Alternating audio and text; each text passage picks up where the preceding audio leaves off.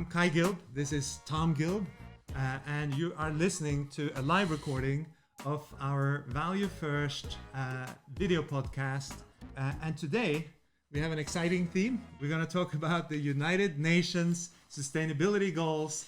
And Tom has, this summer, has written a book manuscript on the subject where he studied the sustainability goals and made some comments, written a book about it, right? Now, what we're going to do today is we're going to look at one page of that, where Tom has laid down some principles for if you were to write sustainability goals, what should be the principles you should follow, right?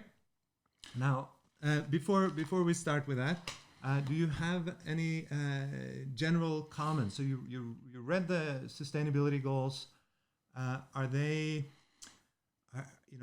trying to do good, right? Obviously. Yeah, they're trying to do a lot of really good things. It's a shame that they're not effectively stated so that we get them done fast and in the right places at the right time. And so why did you feel the need to write these principles? Because principles help us sum up the problems. On one page, 10 principles. The book itself is over. What problems? Well, the problems of being clear and specific about what we plan to do. And translating these clear ideas of what we want to do into strategies that will probably work, or at least can be quickly adjusted so they do work well and are economic. So let's look at some of these principles, and we have the sustainability goals. So looking at the sustainability goals, for those people that are not familiar with them, you can find them just by searching UN sustainability goals. And of course, at the UN site is some of the source of that. And this graphic here is quite common. People recognize that visual representation. So they have 17 goals. Goal number 1, no poverty. Number 2, zero hunger, right? So, I mean, these are noble goals. Yeah. They're noble headlines, yeah. And these headlines serve a function of keeping it short, sweet, emotional, engaging people. So I don't have a problem with them. I have a problem with the attempt by the UN and other people to translate these into operational specific goals. And it's the whole lot of problems. The problems are massive. The problems are the same problems we find in businesses and public planning elsewhere. In other words, it's a worldwide cultural problem of people not knowing how to articulate really clear objectives. Well, I mean, it's clear, no poverty and zero hunger. Yeah, but for example, zero. Does that mean absolute zero? Nobody's even hungry for 5 minutes? Does it? Does hunger mean and poverty mean hunger and poverty for just food, which is the first thing you think of, or could it be poverty for medical care or poverty regarding education? We have this good health and well-being. Doesn't that cover medical? Yeah, everything overlaps a little bit, but we still need to be very much more specific about exactly which groups. For example, people over a certain age or under a certain age, people already have a certain disability or certain problem. So like for hunger, it says zero hunger. Yeah. Do you think we should have like not zero hunger, like a little bit of hunger? No, the zero hunger is not the problem in itself. Again, it's the detailed interpretation of the goals, which the United Nations does in everything you look at. They try to break it. They try to break it down into detail. They try to explain it in more detail. They often break down a goal into about 7 different sentences or paragraphs, but they don't actually create clarity. Okay, so which one should we jump into? Well, the one I spent most time in the book on is the no poverty. Okay, so that's the first one. Yeah. So let's I just chose the first one. Yeah. So I think this will come up. as a no poverty goal. Yeah. Now, imagine the world in 2030, fully inclusive of persons with disabilities. And why is this here? Well, go one. Notice the end poverty is they've suddenly added in all its forms everywhere. End poverty in all its forms everywhere. Yeah, Okay, so they jump a little bit, and then there's a policy ending poverty for all persons with this. Where does this disability come in? Well, this is a section that's focusing on people with disabilities and looking at the goals. Okay. So it's not a primary idea. And then this is an event, I guess that's just. But Now, but then we have this thing called targets. Yep. Right? And I spent a lot of time on the targets in my book. Yeah. Now, the first thing you can see with the targets is there are a few numbers there, like there's the date 2030, which is there's even $1.25 a day. But most everything there are words, words, words. Yeah. And the problem with the words is there's no glossary defining those words and pinning them down. So they're all highly ambiguous. Everybody can interpret them any way they want, and that's exactly what's going to happen. So we're not going to work together as a team focused on really clear ideas.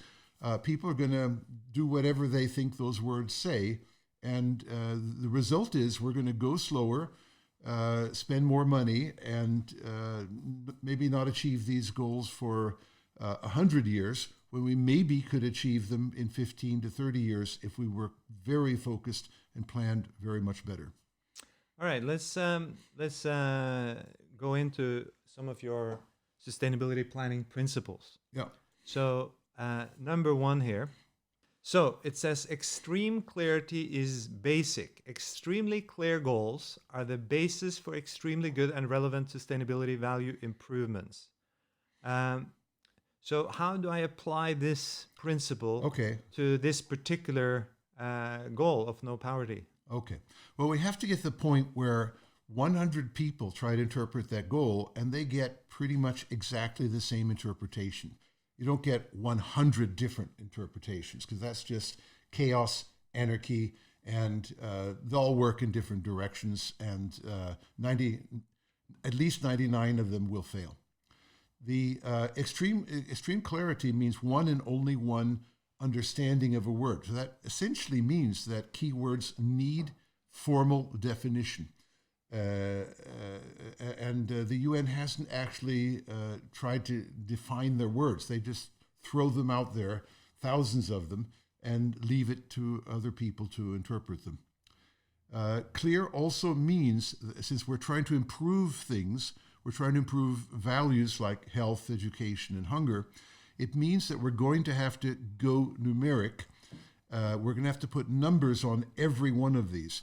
They have, in their desperation, managed to put one number on one of them, the $1.25 a day poverty idea. Here's another number, reduce at least by half. By half. That's 50%. That's the number. Okay, but of what? How well is that defined? Yeah. Again, largely they have not put numbers on all the different sub-measures. It's still words, words, words. So there's a very fundamental idea. When you're trying to improve a value in time, you have to have a number on how much it's going to be improved in that time frame. And the United Nations has totally failed to follow that principle. Ensure significant mobilization of resources from a variety of sources. Yeah. Yeah. So again, what is mobilization? What is sufficient? Every word you look at has a very wide variety of possible interpretations, and that's not good enough for serious planning. Not in the United Nations and not in anything you are planning. All right, let's go to number 2. Generality need not to be vague. What do you mean? I mean, to be, because I guess the United Nations sustainability goals need to cover everyone. Yeah. Right? It's not like we're covering the planet. It's not like for one company or one person or one group. It's global. Like global, everybody, right? So isn't then the need there to be, general? Okay. So we need to be general, but people confuse generality and vagueness. So you can say end poverty, that's very general, But you can't just keep on saying nice things like that. Then you keep on, you will become vague. You have to take it and break it down to exactly which country, which type of person, under which conditions. You have to break down the different dimensions. So you end up with something in a particular country or city with a particular class of person under particular circumstances, like a refugee camp or something like that. You can be very, very specific about the critical things that you're going to target first by breaking it down. And they have largely failed to do that. But they do recognize they have a problem, and they are trying to break it down and get more detail. But they're failing because they stick at this vague level at all times. They don't have a systematic process for looking at all the interesting dimensions of the problem. Another way of looking at it is, how can you be generic yet be specific? Is that possible? And one of my favorite examples of that is Hewlett and Packard with their 10x drive in their company, where instead of saying everybody has to get better, they said in 10 years, everybody needs to be 10 times better in quality, in the qualities product that are that they're working on. Yeah, right, and the qualities of the products that they're working on. That way, it was very specific. For the individual engineer and engineering group, they knew that their qualities had to get 10 times better within that time frame. Right. So in the same way, you can be general, like speaking to everybody, without being vague. You can be very sharp, very specific, like the 10x. Right. So vague means people are confused. They're going to do the wrong thing. They're going to waste time. Okay. Specific means you know exactly what to do, and you get the right thing done by prioritizing or selecting the right thing to do early. Okay. Number 3, many goals, many solutions needs balance. What do you mean with that? Well, all of these goals are eating at resources, for example, from United Nations and all contributing parties, money, time, people. So every one of these 17 goals is fighting for its share of the common purse.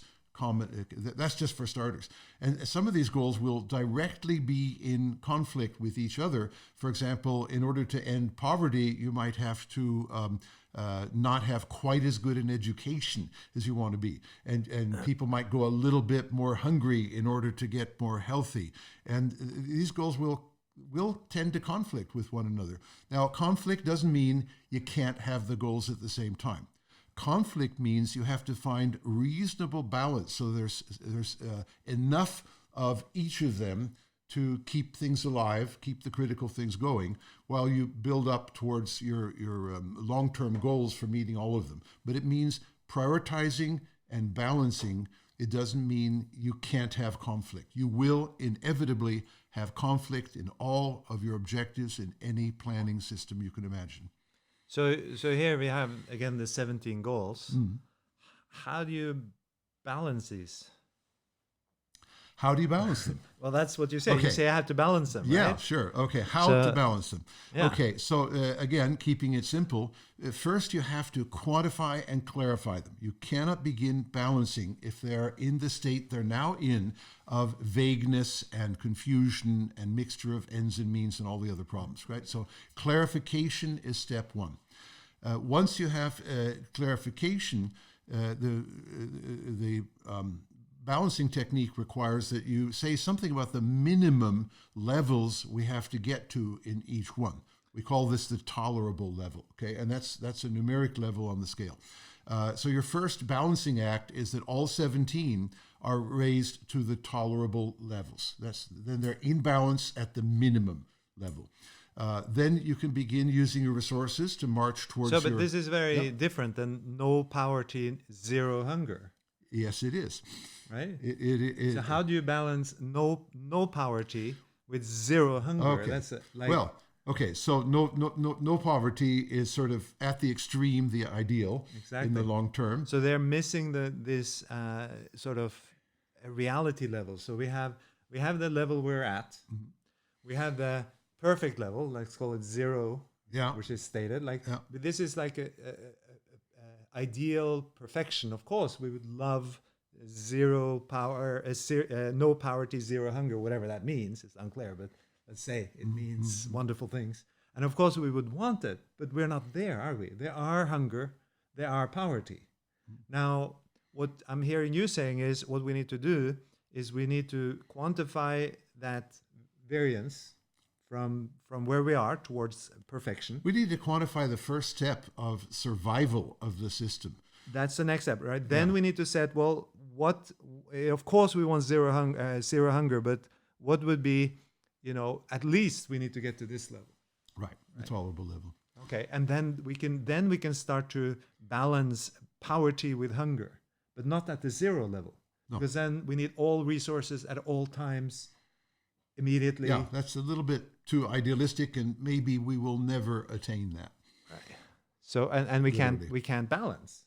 Right? The point is, how do you cannot balance a perfection against perfection, because to reach it you need all resources immediately for both of them. So how do you balance? Okay. So balance means that none of the 17 goals is critically wrong, is really bad. Okay. Each one of them has reached a reasonable and sufficient level, and it's then time to march on towards highly desirable, even better levels. And when you reach them, you've also reached a second level of balance. All of them have reached what we call the goal level, which means the success level. Okay, and maybe at that point we stop and say it's not perfect, but we've done all we can and we've done all we're going to do. More likely, you're going to find new problems and new levels you want to get to, but that's maybe 30 or 50 years from now. Okay, number 4. Be careful. We have to be careful. We have to be bold here to ask for what you really want. What do you mean?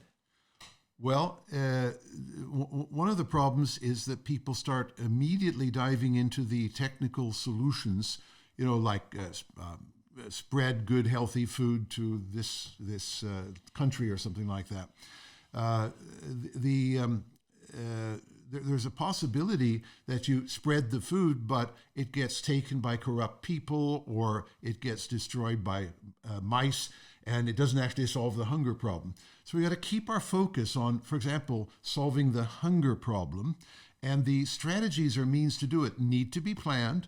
They need to be good plans, but you can't integrate the technical solutions into the goals. Okay. Einstein once said that the human race is still guilty of confusion of ends and means. And that was a long time ago. And we still have that problem. We dive in with the specific ideas of how we're going to do it, what we call the solutions or strategies, and we put them in the goals. The danger is you might get what you've put in the goals, but you might not reach the actual goal. You might ship the food which gets corrupted, but you won't stop the hunger. Right. So what you're saying is really be super clear about the difference between the ends and the means. Yeah. What you're trying to achieve, the outcome, and how to achieve it. That's right. Keep focused on the real goal, the hunger poverty goals. You need to disassociate or remove to another little bucket called the technical ideas for getting there, the strategies, the solutions, and evaluate them later, almost on an ongoing basis. Is it working to ship this here? Do the rats eat it? Do the corruption people take it? And what are we going to do about that? You have to put off your final solutions until you find solutions that really work and really work in particular places and situations. So here I see this, here's a target, and then it says in order to. So for me, that's a sign that they have actually not followed this principle, where they are, saying this, what comes before the in order to is the solution. Yeah. To get the ends. So, whenever you see something like this, we'll do this so that we'll end, hunger, poverty. Then we have mixed in the solutions into the goals. And this is extremely important. If you are setting goals for the whole world's, sustainability, targets, you need to be crystal clear about the ends and not start diving into the we call it technical solution, but these guys don't think of them as technical solution, but Strategies. The strategies, the ways to get there. So this is this is something that top level managers in corporations and top level strategists, if you like, in United Nations need to learn. They need to be crystal clear about the difference between what we're trying to achieve, the outcome, and when they set their targets, when they set their goals, that's what it should be. No solution should be mixed in there at all. I want to go a little bit deeper. You pointed out this word, in order to. Yeah. Now, we have a name for this class of word. We call them link words. They link ends and means. I'm going to do A so that I can achieve B. The moment you see these link words, you know you have a mixture of ends and means, and that should be forbidden. You need to focus on the ends, the goals, the critical objectives, and you need to take all those good ideas of how to get there, let's call them strategies, and put them in a separate bucket and evaluate them later. You're not ready to decide on any strategy if you don't have a clear goal yet. We don't have clear goals. It is too early to put in any strategy, yet they are in the official high-level United Nations goals. So that's all over the place. It's a mess, and it's dangerous. We're assuming that certain things will work before they're in fact tested and proven on site. And that's not practical, and that's not good. All right, let's go to number 5. Side effects will get you later anyway, so consider them early.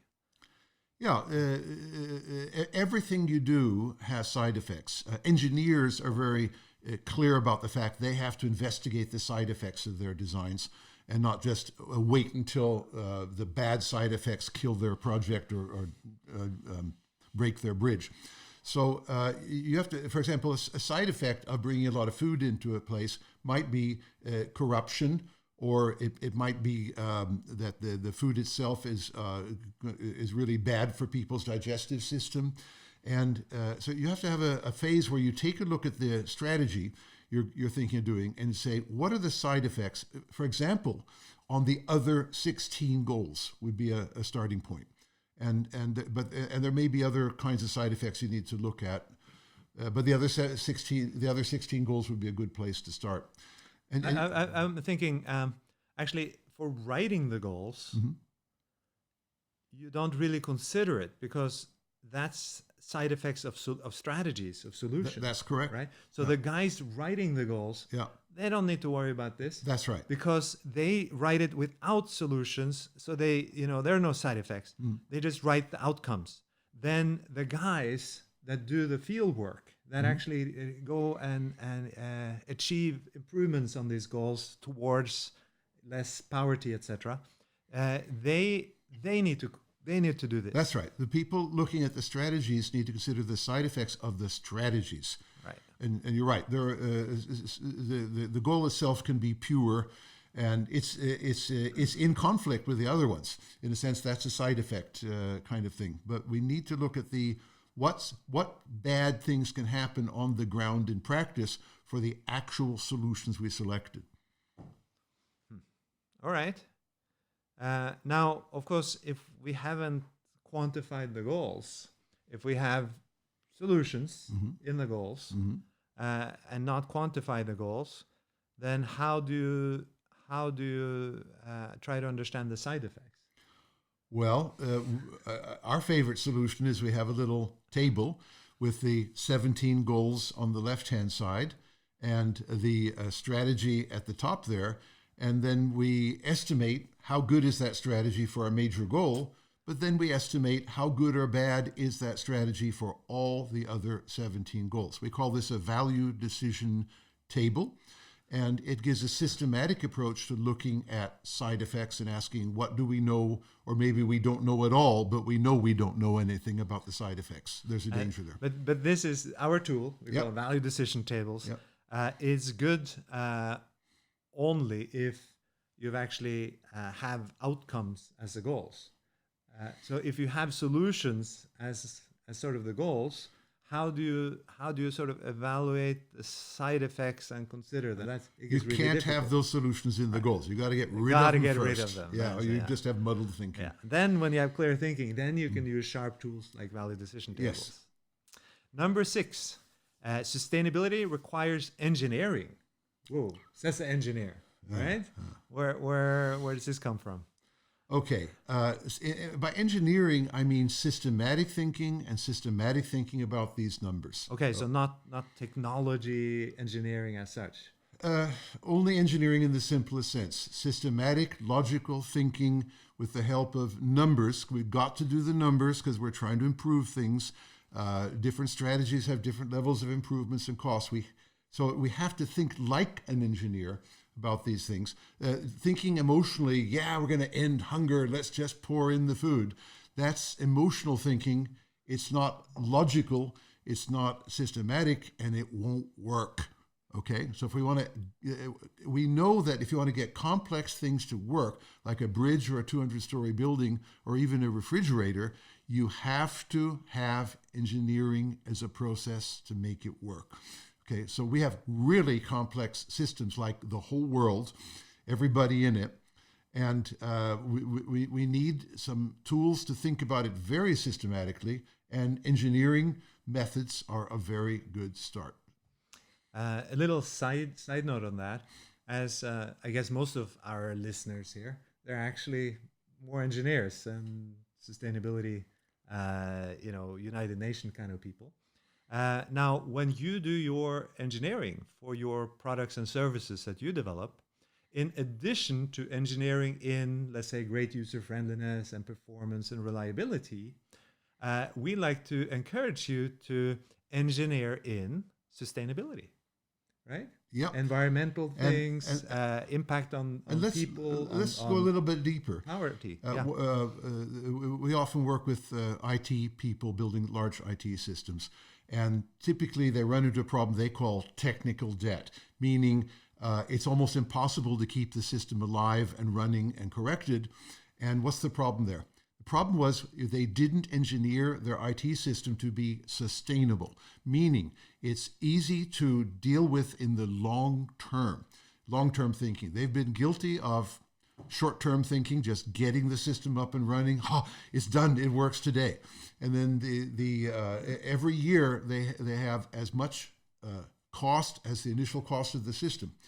If you engineer any system, including an IC system, to be sustainable, you should be able to reduce the annual costs by a factor of something like 10. And some of my clients, like Standard Chartered Bank, have done exactly that, measured that. They've reduced their cost by conscious thinking in the planning stages. But you have to be mature enough to say, I have a responsibility for the long term, and I'm gonna make some sacrifices in the short term, like spend a little bit more money and time, use some engineering methods, so that the system is good to go for years and years without having to be thrown away or replaced just because we engineered a bad short-term system. So actually, I find that most of the, or many, if not most, of the engineers that I work with, they are now, they're not just thinking about product development or themselves or making money. Almost everybody has this awareness. It's so wonderful. Everybody has this awareness that actually I want to contribute to something. I want to do good in this world. I want to help other people or help the environment or help, sustainability, sort of those sustainability goals. And that's why we're doing this podcast. Right. So most of you and definitely us, we want to be part of that. We don't want to just create some technical, wonderful gadget. And that's great. And what you can do is, if you have quantified the outcomes of your products and services, as you should normally do, most people are not so clear at that and good at that, but let's say you do that, then you also can quantify your environmental impact, your other sustainability impacts, as what you are interested in. And then you can actually weigh them up against each other. You can balance sort of the performance with the environment, with the people, with the usability, and sort of engineer it into your product. But it's very difficult if you're not focused on the outcomes and you haven't specified that. And if you don't have a systematic way of juggling 17 balls in the air simultaneously. Right. That's what I call engineering approach. Right. And anyone interested in that, look into our value decision table. We have a wonderful tool called ValPlan that's perfect for dealing with this, and just all the material. And I'm sure also in your sustainability Absolutely. All over the book. There's information about how to do this. All over the book. Number 7, estimation possible. Knowledge needs measurement. It's possible to get a pretty good overview of potential results and cost of all solutions for all sustainability goals, which helps your presentation, discussion, prioritization, and decision making. It's getting longer and longer, these extras. Oh dear, too many words. For everyone, it gets a little longer. I wonder, there are 10 of these, right? So maybe the 10th is like, I need 2 pages. Stick to the headline. So what is this? Estimation possible. Okay. Knowledge now needs we're measurement. estimating the future of a very complex system, which is often very far away in space and time and our cultural knowledge. So estimation is very difficult, but that doesn't mean we give up and say, let's just do it and commit to it for 10 years. Forget estimation. So the point is, we do what engineers do and scientists do. We estimate the best we can. We are aware of our limitations. We know that we're plus minus 30%, or it could be wrong by a factor of 10. We know that, but we still estimate the best we can to try to make decisions about what we're going to prioritize, the one that looks the best for the moment, okay? So in other words, don't give up on estimation because it's impossible to be perfect, impossible to be right. Use estimation as a tool because it is possible to say something. By the way, if you can't estimate anything, it means you don't know what you're doing. Stop doing it. Don't do it here. Don't waste everybody's time and money on total unknowns, okay? So, by the way, when you're really stuck and you can't estimate, you can do another engineering trick. It's called do a pilot study, do an experiment, try it out on a small scale and get some data so you can estimate how it might work on a larger scale. Number 8, and I think this touched on what you just said, plan to learn fast. Right. And it's smaller, this one. The big trick is in such a complex environment that is the whole world, is not merely to plan well, but to plan to learn quickly. So, we need to plan and plan well, but all plans are wrong. The realities are too many and too complex. We can't simply know everything. So what you have to have in place is a way to learn as you go and adjust and change and learn some more and try some more and learn from that. So and part adjust of your and plan change. is to capture data on an ongoing basis forever to make sure it's sustainable, and get that data quickly back to the planners who can maybe see, aha, it isn't working like we thought. It's going wrong. What are we going to do now, this week, to get it back on track? Okay. So give me some example of data, because that's a terminology that is more for the okay. I mean, software engineers. For example, what if you thought everybody would love to have this food, but only 10% actually take the food, and you don't know why, but you analyze it and say because it's an alien food and they're afraid of it, they don't consider it food, they consider it poison. Okay. You need to get that data instantly and stop shipping the wrong food. So the other way of doing it is we get a whole bunch of this food, we get the whole country involved, we collect all the money, we buy all the food, and we ship it over there, and then it turns out, for some reason, maybe humidity makes it mold or whatever, we don't know. So people don't want to eat it. So then we lost everything. So the alternative to that is ship some food early, Small and quantities. then collect the data, as you say. Then learn. Are people loving this food? Is it working? Is it feeding them? Are we distributing it? Or are corrupt people taking it? Or are the humidity molding it up? Or some other thing, like they don't like it, basically, for whatever reason.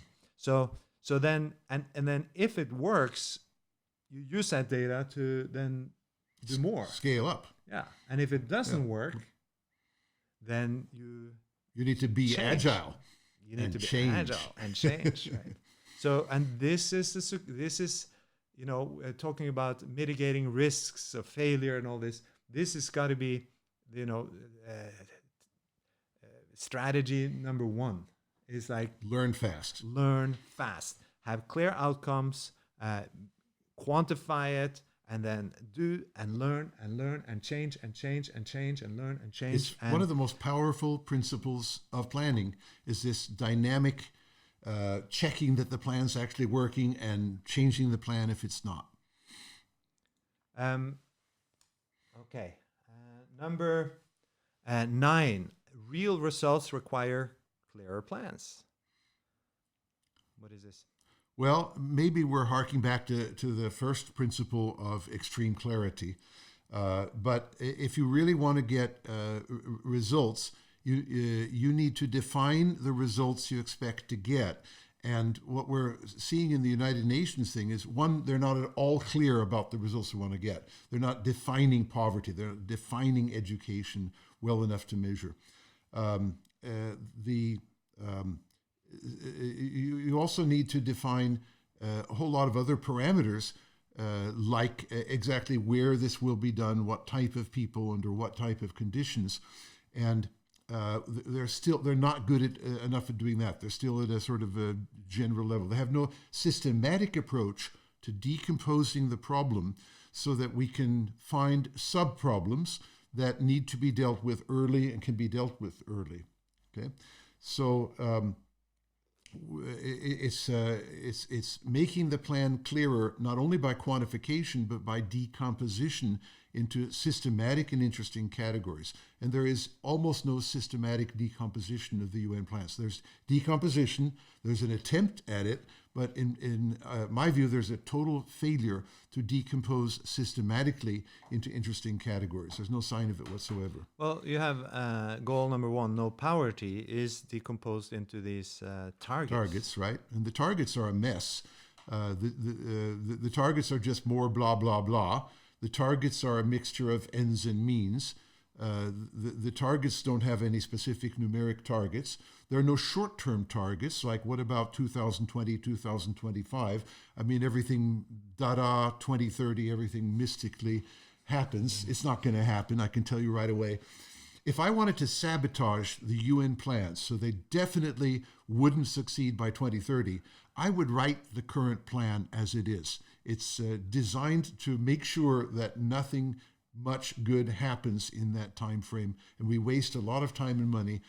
At some point, somebody will wake up to the fact, we're trying to wake you up, that if the planning were done better, we might achieve a lot more before 2030. But people aren't awake to this. I've cited a few academics who are aware that there's a problem here, but they don't really seem to have a good enough solution in their academic papers. Okay, but this is in the book too. All right, number 10, last one. And it says, win fast and add the winnings. Right. We've got to get away from this idea that by 2030, everything happens. We have to, I'm a fanatic believer in doing things next week and every week incrementally. And when it works, you increment and you build on that success. When it doesn't work, you change it so it does work. And you keep on marching step by step towards those long-term goals. Okay, but you have to win means you succeed in something very specific. Somebody's hunger is reduced. Somebody's poverty is in fact reduced, and then you lock this in and learn what works, and then you scale up and multiply it, and you keep on marching towards the long-term total goals. This is incremental delivery or evolutionary delivery of value. And a lot of the reason projects fail is they don't do this incrementally enough. They have some big plan which takes 15 years, spend a lot of time and money, and declare failure at the end of it. We need to declare small successes and learn from small failures early, frequently, numerically, and accumulate our way towards success. Our old friend Tom Peters, who's a famous management consultant, still writing books. I just bought one last week at an American bookshop in Krakow. He has observed that projects that succeed do it by small wins and accumulation. Projects that fail are the large, let's end poverty by 2030.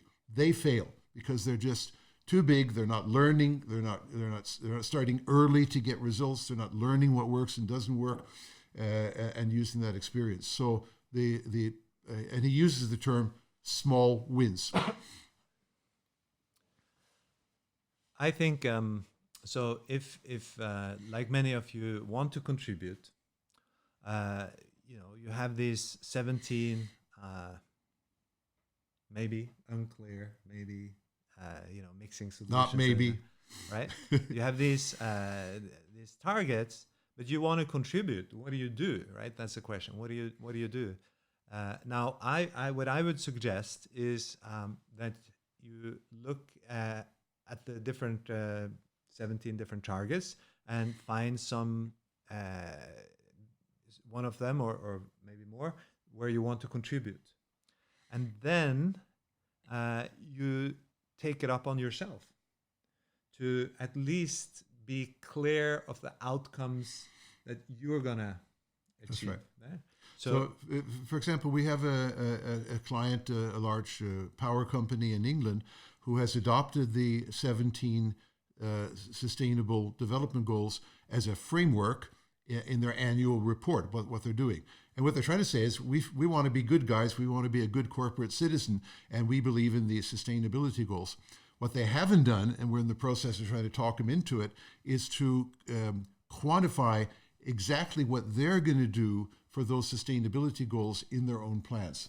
They leap from end poverty to something they're doing technically with their electrical system.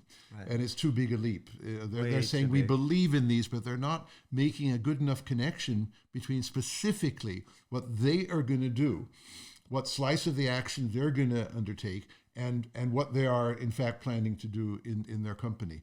So in your company, if you or government organization want to do something, you need to say, what are we going to do specifically?